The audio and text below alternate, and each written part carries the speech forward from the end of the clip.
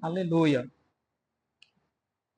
Queridos, vamos abrir a palavra do Senhor lá na carta a Tito. Tito, capítulo 2.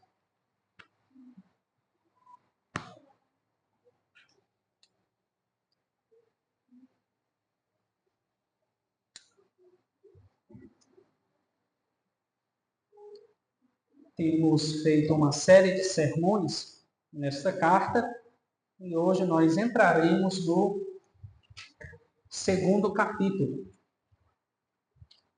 Tito, capítulo 2.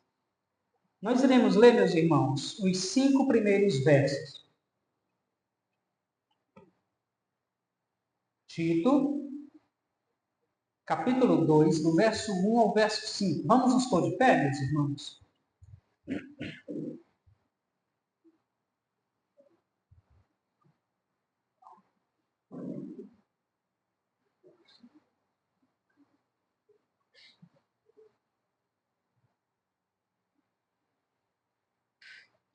Diz assim a palavra do Senhor. Tito 2, do 1 ao 5. Tu, porém, fala o que convém à sã doutrina. Quanto aos homens idosos, que sejam temperantes, respeitáveis, sensatos, sadios na fé, no amor e na constância. Quanto às mulheres idosas, semelhantemente, que sejam sérias em seu proceder, não caluniadoras, não escravizadas a muito vinho, sejam mestras do bem, a fim de instruírem as jovens recém-casadas a amarem ao marido e a seus filhos, a serem sensatas, honestas, boas donas de casa, bondosas, sujeitas ao marido, para que a palavra de Deus não seja difamada. Amém. Vamos orar ao Senhor, meus irmãos. Deus amado, querido, aplica, Senhor, essa palavra ao nosso entendimento. A tua palavra, Senhor, é aquilo que o Senhor tem para o teu povo. É o que alimenta a nossa alma. E ela nos dá um alimento saudável que nos faz verdadeiramente bem. Por isso te pedimos, ó Deus, ministra a tua palavra, a vida da tua igreja nessa noite. Que o nome do Senhor seja exaltado no meio do teu povo.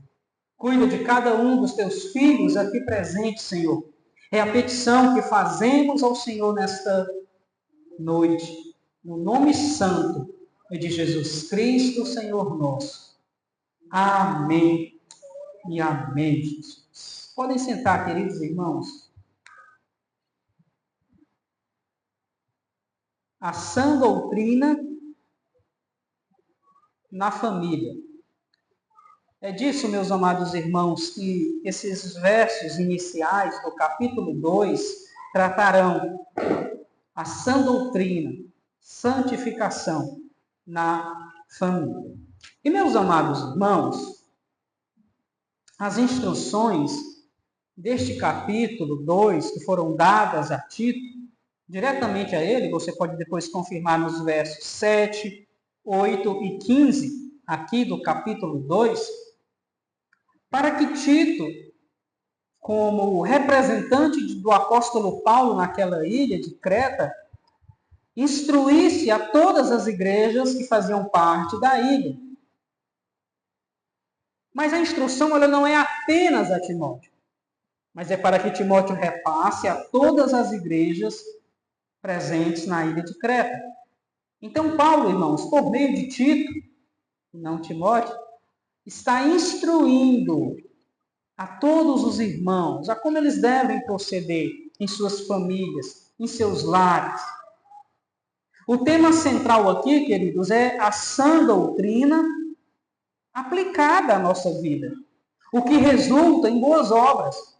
E nesse capítulo 2, o apóstolo se volta para a supervisão pastoral das comunidades da ilha de Creta, onde havia igreja, onde havia um rebanho do Senhor. E ele direciona esses valores, esses princípios, essas exortações, que vão até o verso 10, diga-se de passagem, englobam alguns grupos, embora hoje nós ouçamos sobre os irmãos idosos, as irmãs idosas, as jovens mulheres casadas. E na semana que vem, jovens homens e escravos. Mas no contexto, irmãos, do texto de hoje, o que é requerido é que esses grupos de pessoas tenham uma conduta e um padrão que estejam em conformidade com a palavra, com o Evangelho. Aqui Paulo está demonstrando sua preocupação tanto com a boa reputação da igreja, quanto com o avanço do Evangelho em um ambiente, a ilha de Creta, que era caracterizado, irmãos, por pessoas mentirosas, imorais, por pessoas, como vimos na semana passada, preguiçosas. Esse é o contexto da ilha de Creta. Os crentes ali não deveriam negar a fé em Deus, como fizeram os falsos mestres, os falsos pastores. Eles deveriam professar essa fé com as suas atitudes, ou seja, com a sua conduta. Eles deveriam unir o ensino com a prática, a boa teologia com a conduta. Então foram dadas aqui, meus irmãos, diretrizes para a promoção de um espírito de santidade na vida das congregações.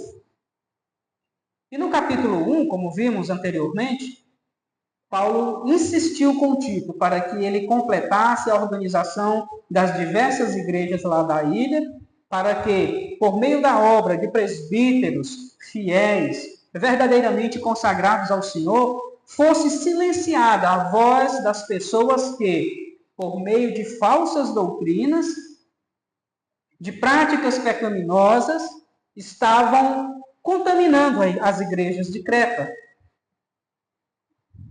Então, ele faz isso para que a igreja viesse a florescer, a produzir o fruto do Espírito no contexto congregacional.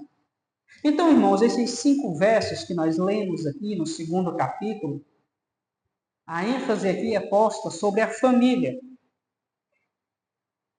sobre as famílias dos irmãos da igreja, especialmente à luz dos versos 4 e 5. Nós iremos ler daqui a pouco. Então, nós sabemos que o autor dessa carta é o apóstolo Paulo, e que também ele a escreveu em cerca de 62 a 64 depois de Cristo. E eu queria que você acompanhasse comigo aí no verso 1, que diz assim: Tu, porém, fala o que convém à sã doutrina. Meus irmãos, o pastor Timóteo é a pessoa que deve entregar aquelas diretrizes do apóstolo Paulo com respeito às famílias das igrejas na ilha de Creta. E perceba o contraste logo aí no início com a palavrinha porém. O que diz aí? Tu, porém. Em outras palavras, é como se Paulo estivesse dizendo a Tito: Tito, você tome atitudes totalmente diferentes daqueles de que nós acabamos de falar no capítulo 1. Os falsos mestres, os falsos pastores, os falsos crentes que envergonhavam o evangelho na ilha de Creta. Então, meus amados, perceba a palavra de contraste aí, porém. Tu, porém, Timóteo. É interessante que o apóstolo Paulo havia dito essa mesma frase, tu, porém, e aliás, por algumas vezes, a um outro jovem pastor, Timóteo, que está em Éfeso. E ele repete aqui para Tito, tu, porém, fala o que convém à sã doutrina. Irmãos, a vida e o ensino de Timóteo, de Tito, deveriam andar em sintonia. Ele não podia dizer uma coisa e fazer outra, porque isso não caracteriza um verdadeiro cristão. Tu, porém, Timóteo, a vida e o ensino devem contrastar agudamente com a vida e o ensino dos falsos mestres. Timóteo era totalmente diferente deles. Era um contraste, era um outro oposto.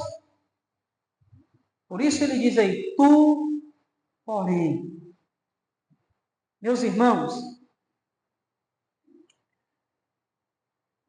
a ilha de Creta tinha várias igrejas que necessitavam de presbíteros, de líderes piedosos, que não divorciassem, separassem o ensino da prática,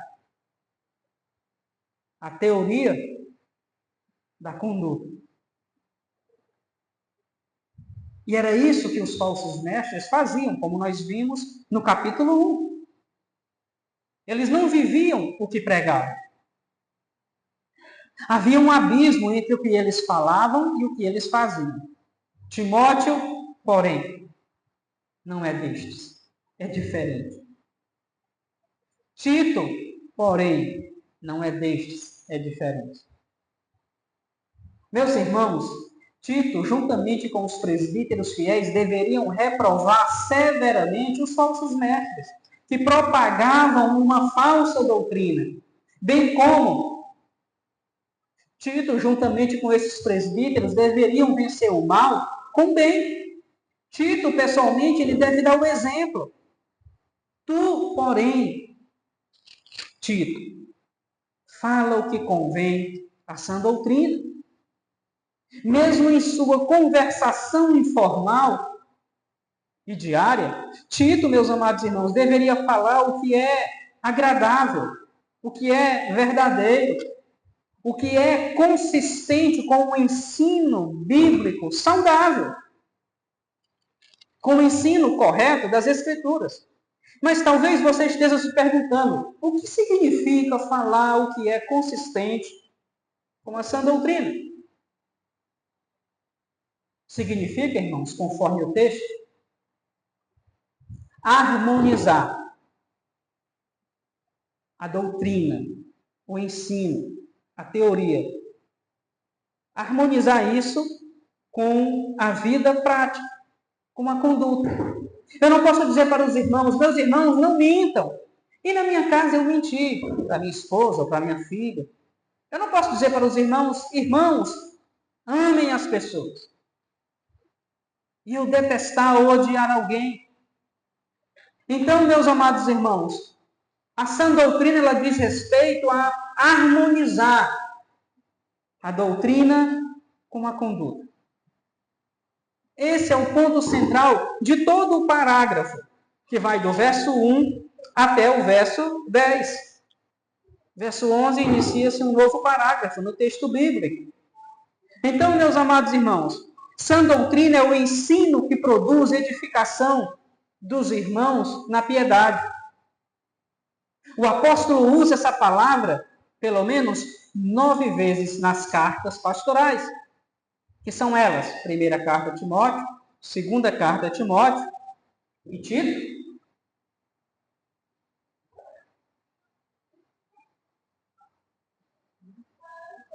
A sã doutrina, irmãos, tem a ver com a totalidade dos ensinos dados por Deus à sua igreja, na sua palavra revelada. Então, sã significa algo íntegro, aquela substância que realmente nutre a nossa alma. Os falsos ensinos não nutrem a nossa alma. E eles se desvanecem diante de uma doutrina verdadeira e sólida, do ensino verdadeiro da palavra de Deus. O que alimenta a nossa alma, meus irmãos, é as Escrituras. É a exposição fiel dela. Uma exposição que não é fiel das Escrituras não alimentará a nossa alma. Pois o compromisso de Deus não é com o que eu digo, ou com o que você diz, ou qualquer outra pessoa diz, mas é com o que a palavra diz. Por isso a necessidade da fidelidade ao transmitirmos a mensagem do Evangelho, das Escrituras. E aí no verso 2, o apóstolo continua dizendo: quanto aos homens idosos, que sejam temperantes, respeitáveis, sensatos, sadios na fé, no amor e na constância. Nós somos uma igreja relativamente nova. Não tem idosos ainda no nosso meio.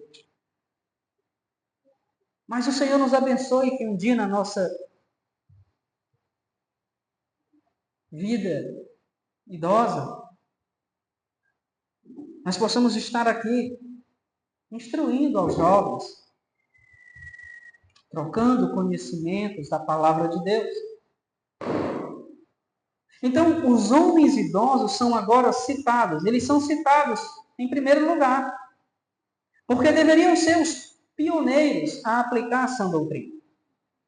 E quando eu digo, irmãos, que nós somos uma igreja nova, comparada, a igrejas aí que tem 50, 70, 100 anos, Nós temos aí 11 anos de vida, 12. Então não há ainda idosos no nosso meio, que nasceram aqui,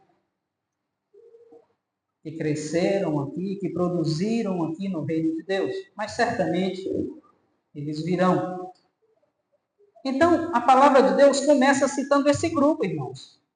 Quanto aos homens idosos, eles devem ser temperantes, respeitáveis, sensatos e sadios na fé, no amor e na constância. Então, meus queridos irmãos, estes homens idosos devem ser os pioneiros na aplicação da sã doutrina. A vida deles deveria recomendar a doutrina que professavam.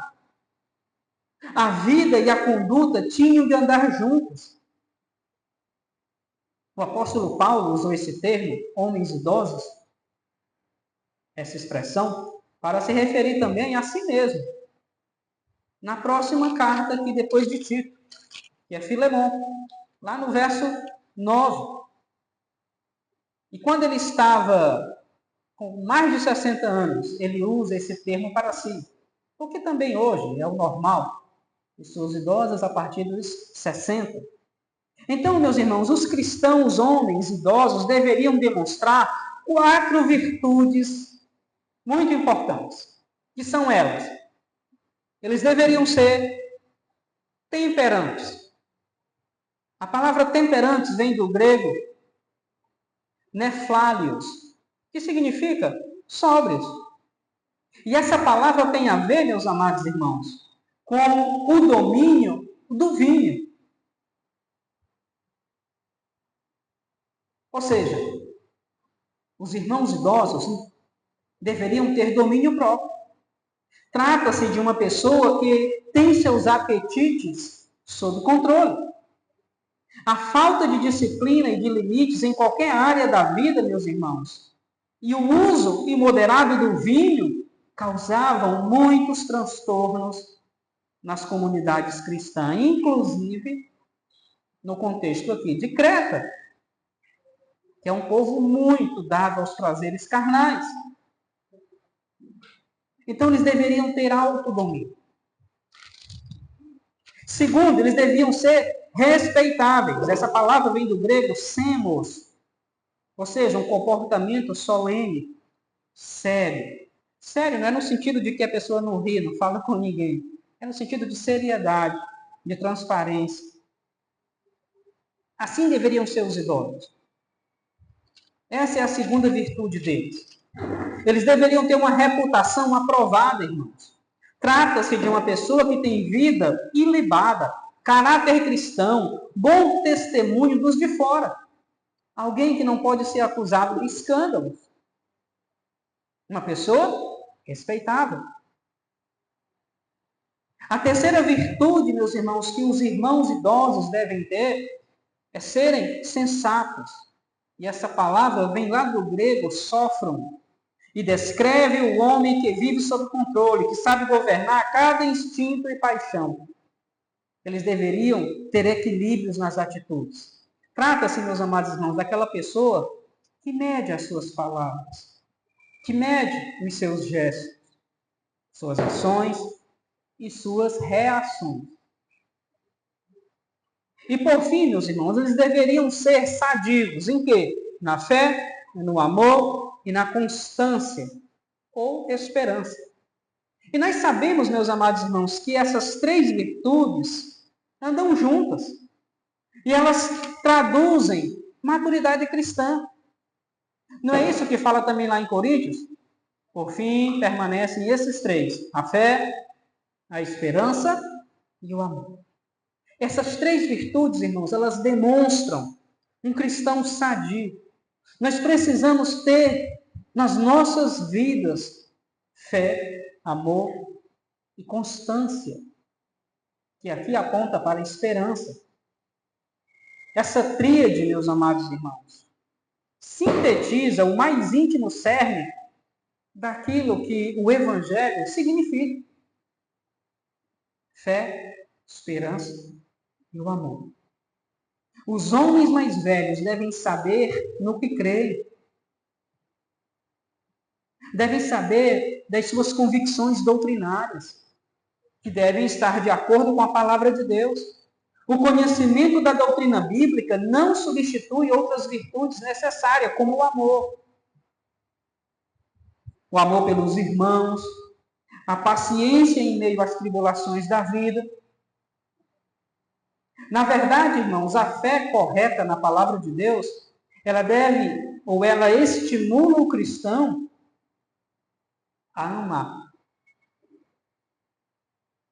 a manter a constância na sua caminhada cristã. Deus não nos chamou, irmãos, para andarmos de altos e baixos. Hoje nós estamos servindo a Deus a 1000 por hora, amanhã a gente serve a Deus a 10 por hora. O Senhor nos chamou para a constância. O que é a constância? Manter um nível, não é? O Senhor quer isso, irmão. Sadios aqui aponta para isso. Sadios na fé, na esperança e no amor. Essa palavra, irmão, sadios, ela pode ser colocada juntamente com sã doutrina, lá no verso 1. Uma vida cristã saudável, irmãos, ela surge de um ensino bíblico que também é saudável. Ou seja, um ensino bíblico que é fiel às Escrituras, que não o adultera, que não a altera, em detrimento do que lá que você queira pensar. Se quisermos ser cristãos sadios, irmãos, nós precisamos ter uma doutrina saudável. A maturidade cristã tem a ver com uma teologia que nós abraçamos. Ela é saudável? Se sim, nós seremos cristãos saudáveis. Se não, seremos cristãos doentes, que têm uma interpretação errada acerca de Deus, acerca de Cristo, acerca do Espírito Santo, acerca da igreja de Deus. Olha o quanto isso é importante, meus irmãos. Ainda ontem nós estudávamos com o grupo de discipulado da igreja acerca da humanidade de Jesus. O quanto essa doutrina é importante para nós.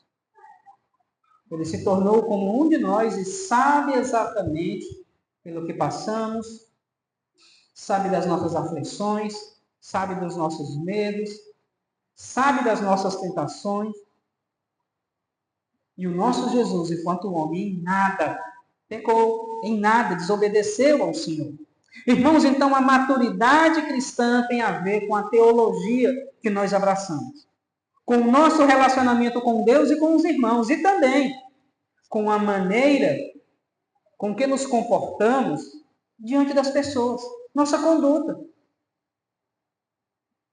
Quais são as nossas reações quando tudo vai mal na nossa vida?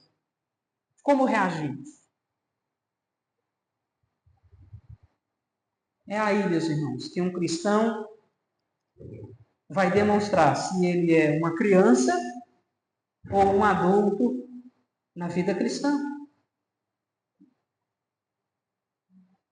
Lembrando que esse conselho aos idosos, ele se estende para todos os homens e mulheres também, como vamos ver mais à frente, porque as características são muito semelhantes à dos idosos aqui.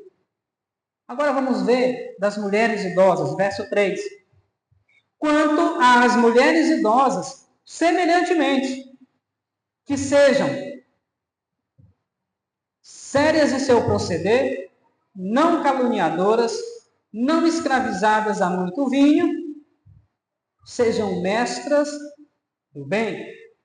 Meus irmãos, aos 4 requisitos para os homens idosos, acrescenta-se agora os 4 requisitos um tanto semelhantes para as mulheres idosas. Elas deviam ser, meus amados irmãos, sérias no seu proceder. Elas devem ser cuidadosas quanto à maneira de viver, de vestir-se, sua conduta, suas palavras, suas atitudes. As mulheres idosas devem ter um procedimento irretocável, exemplar. A idade avançada, ela nos torna, irmãos, mais responsáveis. Uma visão mais ampla do que é a vida.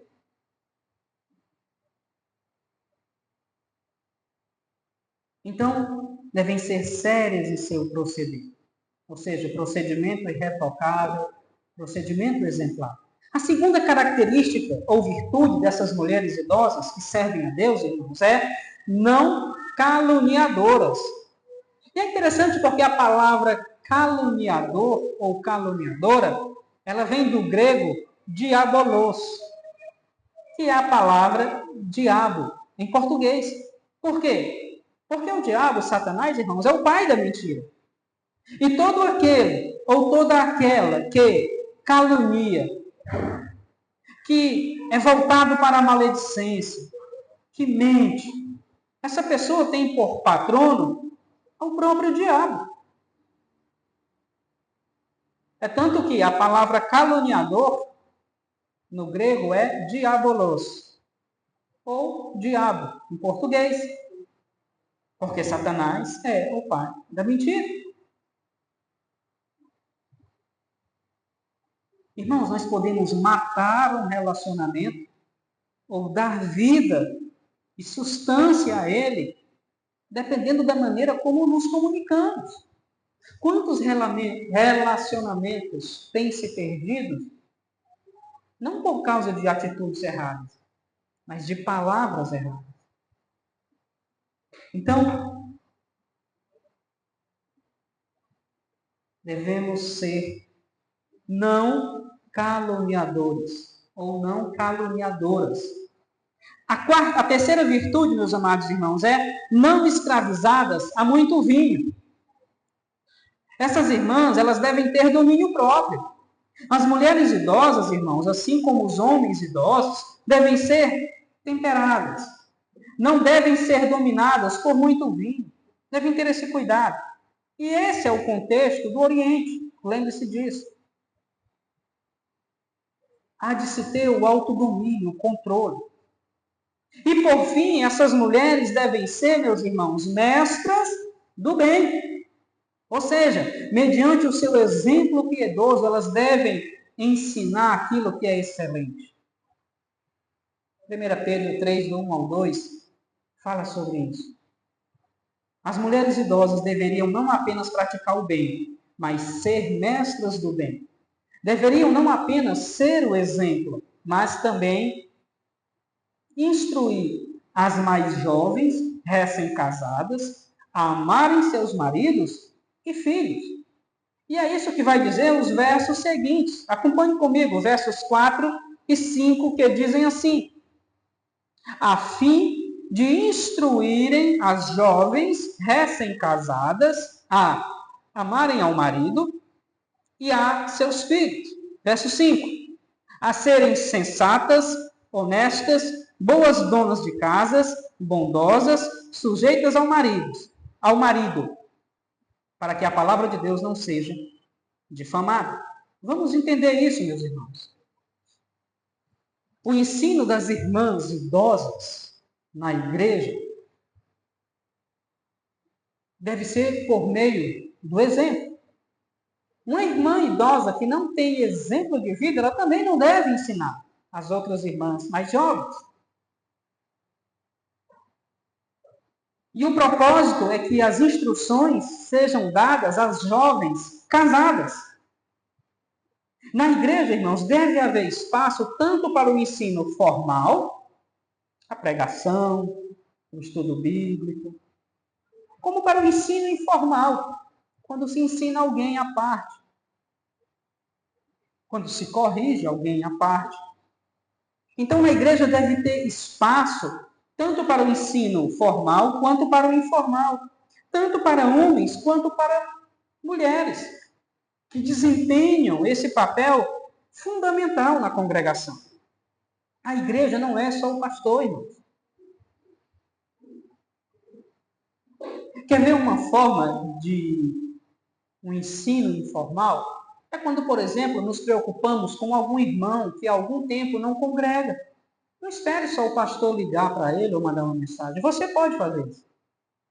Meu irmão, minha irmã, fulano, cicrano, estamos sentindo sua falta na igreja. Está tudo bem? Estamos orando.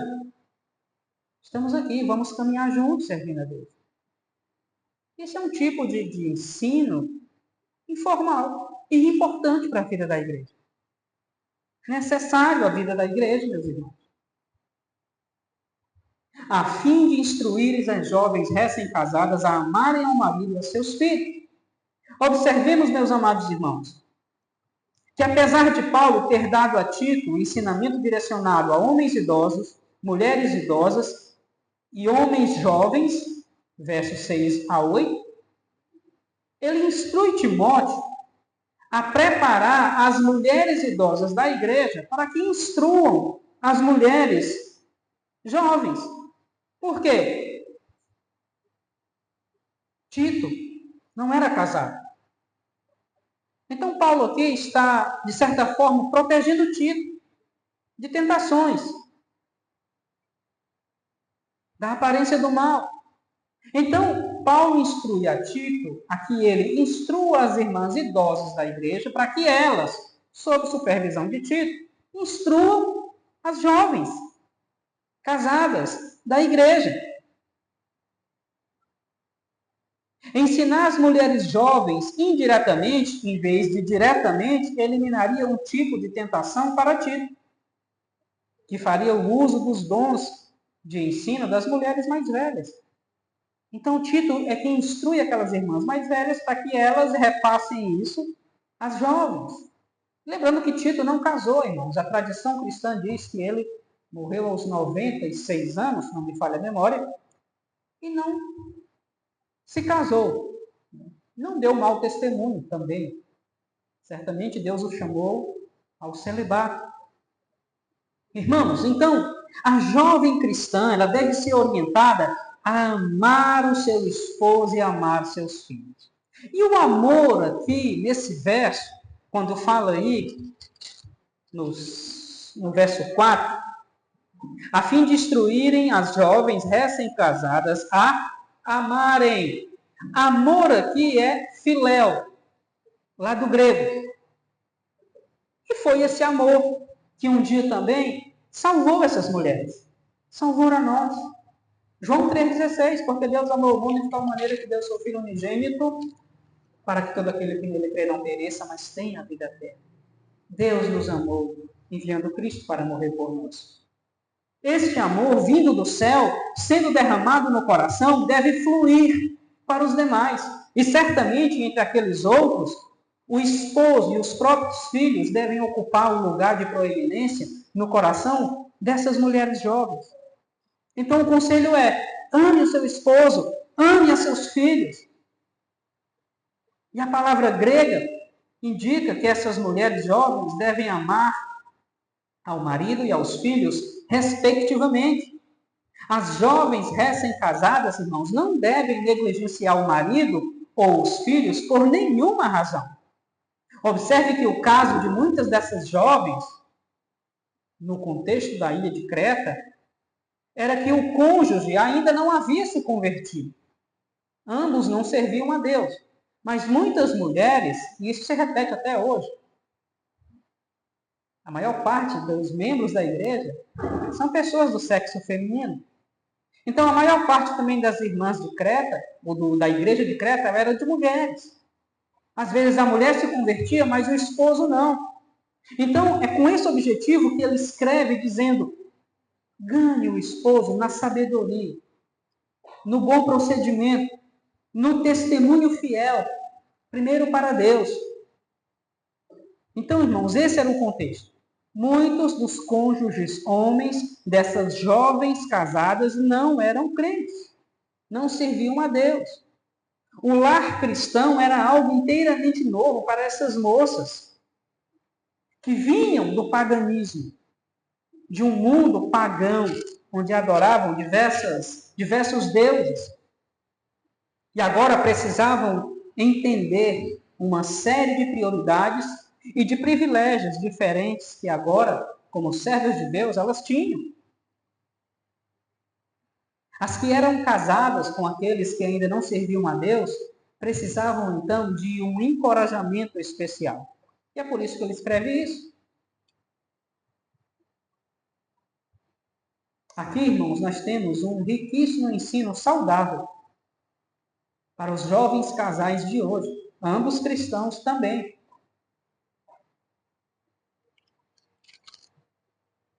O verso 5 vai dizer: a serem sensatas, honestas, boas donas de casa, bondosas, sujeitas ao marido, para que a palavra de Deus não seja difamada. Meus amados irmãos, a primeira característica que essas mulheres devem ter, nós vimos no verso 4. Elas devem amarem ao marido e aos filhos. A segunda vem no verso 5. Elas devem ser sensatas. A palavra sensata vem da grega séfonas e descreve uma pessoa que tem domínio próprio, autocontrole. É a pessoa que domina suas paixões em vez de ser dominada por elas. E essa mesma virtude, a sensatez, ela foi exigida também dos bispos, dos presbíteros, e de maneira semelhante para as irmãs idosas também. Então, a sensatez deve ser um conselho que as irmãs idosas devem dar também às mais jovens. Um terceiro, meus amados irmãos, é honestidade. Aqui, honestas, que vem do grego agnos, descreve aqui a pureza moral no matrimônio. Então, essa honestidade não é necessariamente no que diz respeito a finanças, mas diz respeito ao relacionamento matrimonial. Deve haver honestidade por parte de ambos, embora aqui seja dirigida à mulher. Ou seja, irmãos, as mulheres deveriam ser puras de mente e coração. Elas deveriam fechar todas as janelas da tentação e dos desejos que não condizem com a palavra de Deus. Nós vemos hoje, meus amados irmãos, tanta imoralidade nos matrimônios. Quantas pessoas têm andado por caminhos de sites pornográficos? Quantas pessoas têm trocado mensagens ou conversas, mesmo sendo casadas e dizendo-se cristãs, que não dizem respeito à vida matrimonial? O conselho é que as irmãs sejam honestas no matrimônio. E aqui diz respeito a uma mente e um coração puros, honrosos. Elas devem também ser boas donas de casa. O que significa isso? O grego aqui, meus irmãos, é oikorgos. E significa literalmente trabalhando em casa. A palavra ela está combatendo aqui aquele tipo de vida ociosa que algumas mulheres lá do século I e II tinham, que era de viver andando de casa em casa, fofocando, bisbilhotando a vida alheia. Esse é o contexto para que entendamos. Adotando um estilo de vida fútil. Então, nesse sentido, ele está dizendo, sejam boas donas de casa. O texto, irmãos, não está afirmando que a mulher tem que viver só dentro de casa. Não. O texto também não está dizendo que a mulher não pode ter uma atividade profissional. Ela pode ter. O que está sendo combatido aqui, irmãos, entendamos, é a ociosidade. E devido a isso, elas viviam de casa em casa, conversando o que não convém. Elas devem também ser bondosas. Então já vimos sensatas, honestas, boas donas de casa e agora bondosas. Que pode ser traduzido aqui, meus irmãos, por amáveis. Pessoas amáveis. Ela não cuida do lar de modo autoritário, praticando antes a instrução da bondade. E aí chegamos à última característica que muitas das vezes é tão mal compreendida, que é sujeitas ao marido. O que significa isso, meus irmãos? Apesar de a esposa ser a dona da casa, como é uma das características aí anteriores, o marido é o líder do lar. De modo que a esposa ela deve ser obediente. Mas onde existe amor, volte comigo no verso 4. A fim de instruírem as jovens recém-casadas a amarem ao marido e aos filhos. Onde existe o amor, meus amados irmãos, como diz aí o verso 4, a obediência não é penosa, não é um fardo.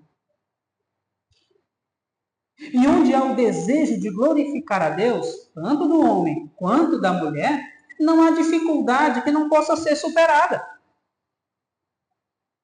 Irmãos, a palavra submissão é uma das palavras extremamente distorcidas e desgastadas em nossos dias. É bíblico que a mulher seja sujeita ao seu esposo. Está lá em Efésios, está em Colossenses, Pedro. Ela é extremamente bíblica. A questão é, o que é submissão do ponto de vista bíblico? E é isso que nós devemos entender. Há muitos maridos que se valem dessa ordem paulina, como nós acabamos de ler aqui, a sexta característica, sujeitas ao marido. Há pessoas que se valem disso, meus amados irmãos, dessa ordem, para oprimirem sua mulher. Entretanto, há muitas mulheres que sentem aflição ao ouvirem que precisam se sujeitar ao seu marido. É o outro oposto, né? Há aqueles que ainda pensam que a sujeição da mulher a seu marido implica inferioridade dela a ele. E isso é um engano. Isso é um engano, porque somos iguais. Assim como Deus, o Filho, não é inferior a Deus, o Pai, assim também a mulher não é inferior ao marido. São iguais. Não se trata aqui, meus amados irmãos, de uma subserviente e dócil rendição a tudo que o marido exige. Não. Ela administrará o lar com bondade e com concordância com a vontade do marido, não sem ele, nem contra ele. Liberdade e igualdade da mulher não contradizem a subordinação ao marido, desde que essa subordinação aconteça de forma espontânea e não segundo as concepções masculinas de superioridade, e nem a sua cobiça por dominação. Essa sujeição, vai dizer Efésios, ela é feita em amor. Não é uma sujeição feita de qualquer forma. A mulher o faz porque ama, primeiro, a Deus. E ela sabe que isso agrada ao Senhor. Segundo, porque ama o marido. E na continuação do texto de Efésios, vem algo ainda mais, eu diria, não vou dizer mais pesado, mas de maior responsabilidade. Não para a mulher, mas para o homem. Porque ele deve amar a sua esposa, não é de qualquer forma, mas é como Cristo amou a igreja. Olha que responsabilidade. Então entenda qual é esse tipo de sujeição. É uma sujeição fundamentada no amor, não qualquer amor. mas um amor semelhante àquele que Cristo teve pela igreja. Agora me diga uma coisa, o que Jesus fez pela igreja? Nós sabemos. Ele morreu, ele se entregou por ela. Então, irmãs, sujeitar-se ao marido é bíblico. Agora é uma sujeição fundamentada no amor. Não é na subserviência. E os dois são iguais diante de Deus. Iguais, meus irmãos. O projeto de Deus no casamento não é a dominação do superior sobre o inferior, mas é a igualdade sexual com complementaridade. Somos iguais diante de Deus. Temos responsabilidades diferentes. Se a mulher deve se sujeitar ao marido, ele tem que amá-la da forma como Cristo amou a igreja e se entregou por ela. Em suma, meus irmãos, o que a palavra do Senhor Deus nos ensina aqui é que as mulheres casadas sejam dirigidas pelo amor conjugal e pelo afeto aos filhos. E saibam governar sua própria casa de uma maneira sóbria e ordeira e, assim, não corram o risco de caírem na libertinagem.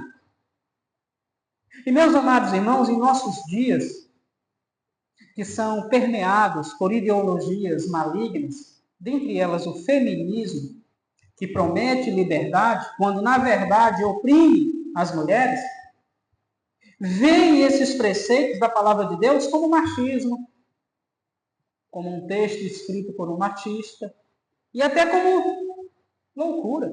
Eu me submeter ao esposo, a macho, a homem. É Deus quem instituiu isso, irmãos. Quando verdadeiramente tais princípios foram instituídos pelo Criador, foi para o bem tanto de homens quanto de mulheres, que são iguais perante o Senhor. Por fim, o verso 5 é finalizado dizendo: para que a palavra de Deus não seja difamada. Essa referência do apóstolo Paulo, irmãos, parece ser diretamente às mulheres que haviam se convertido, mas o esposo ainda não, os quais poderiam julgar o evangelho pelo mau comportamento de suas esposas. E isso é afirmado também na primeira carta de Pedro, capítulo 3, verso 1, que diz: mulheres, sede vós igualmente submissas ao vosso próprio marido, para que, se ele ainda não obedece à palavra, seja ganho sem palavra alguma, por meio do procedimento de sua esposa. E esse era o contexto, talvez, principal da ilha de Creta. Muitas irmãs que se converteram, mas o esposo não. E futuramente aqueles homens, sim, se converteram, ou parte deles. Certamente, meus irmãos, que à luz de alguns textos, como Gênesis 24, 67, que fala de Isaac e Rebeca, Efésios 5, 22 ao 33, que fala da questão do casamento, Colossenses 3, 19, esse aqui de Pedro. Quando o marido também é crente, isso se torna muito mais fácil, digamos assim. Por quê? Porque o marido também vai tendo o conhecimento da palavra de Deus, diferente daqueles que ainda não servem a Deus, que não têm esse conhecimento. Então é nesse sentido que ele diz, olha, façam isso, essas 6 virtudes, para que a palavra de Deus não seja envergonhada. Ou seja, dê um bom testemunho, para que assim o seu esposo veja que vale a pena servir a Deus.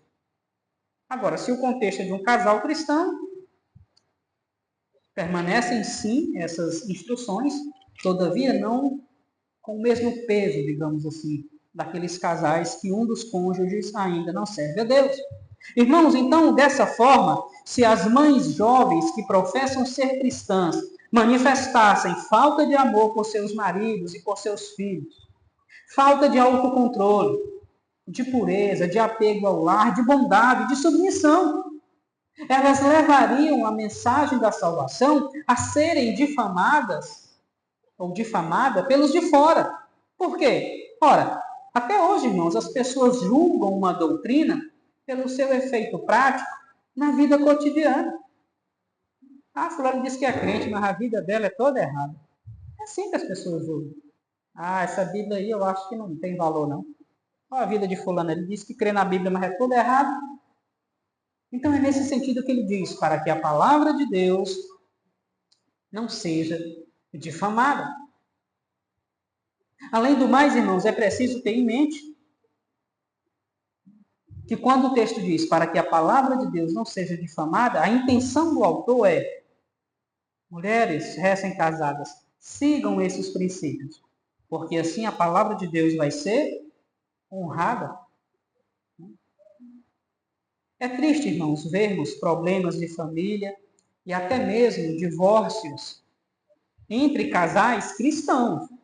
Eu não estou falando de casais onde um é cristão e o outro não é. Mas nós temos visto no meio dos crentes divórcios. E isso, meus irmãos, sempre vai servir de motivo para que aqueles que não creem em Deus zombem da Bíblia. Nós sabemos de pastores que estão no terceiro, quarto casamento. E aí?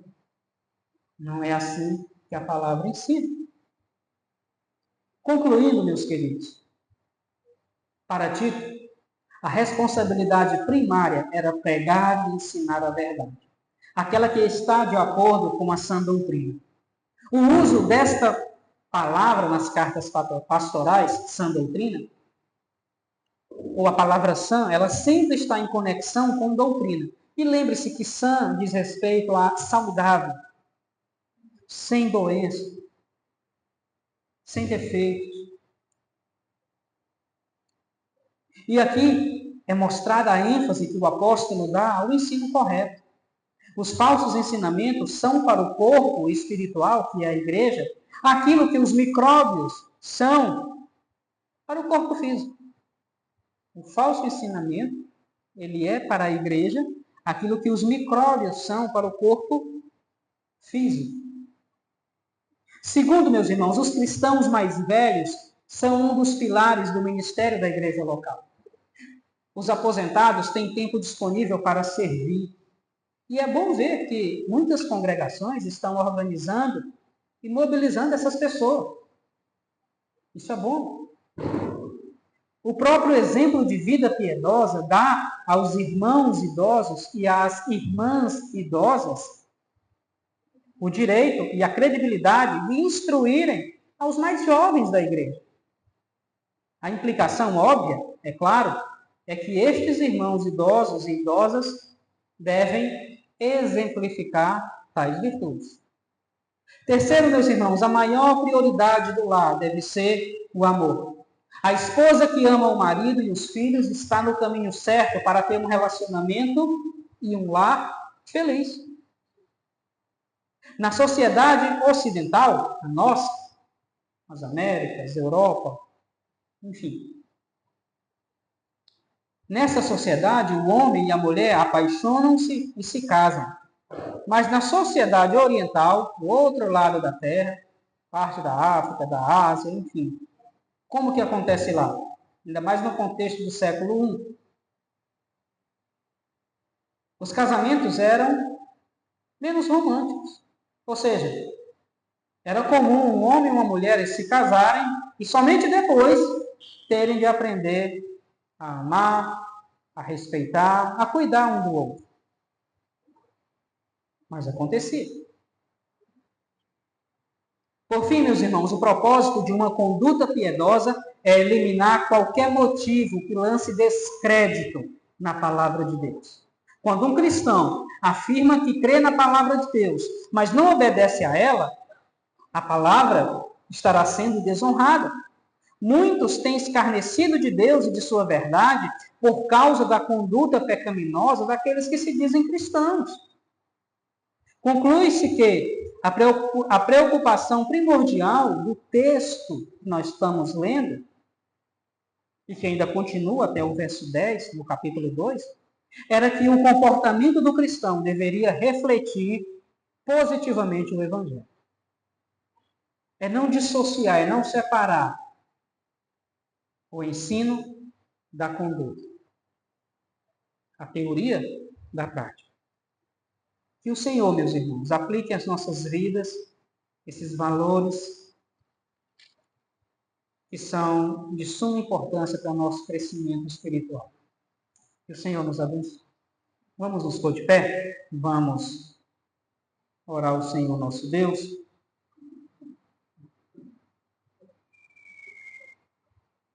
Vou pedir que você feche seus olhos, curva sua cabeça.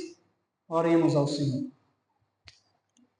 Deus Santo e Soberano, obrigado pela Tua palavra que nós acabamos de ouvir nessa noite. Aplica ela ao coração de cada um aqui presente, Senhor, para que tenhamos lares que resplandeçam Jesus, para que tenhamos, Senhor, famílias fundamentadas na sã doutrina, no ensino correto das Escrituras. Oh, meu Deus, nos livra de sermos pedras de tropeço. Nos livra, Senhor, de trazermos vergonha à Tua palavra, mas que nós possamos apontar para Jesus, o autor e consumador da fé. Senhor, Espírito Santo, aplica a palavra desta noite à vida, ao entendimento, ao coração da Tua igreja, que nos ouve nessa noite, no nome de Jesus Cristo. Amém e amém, Jesus.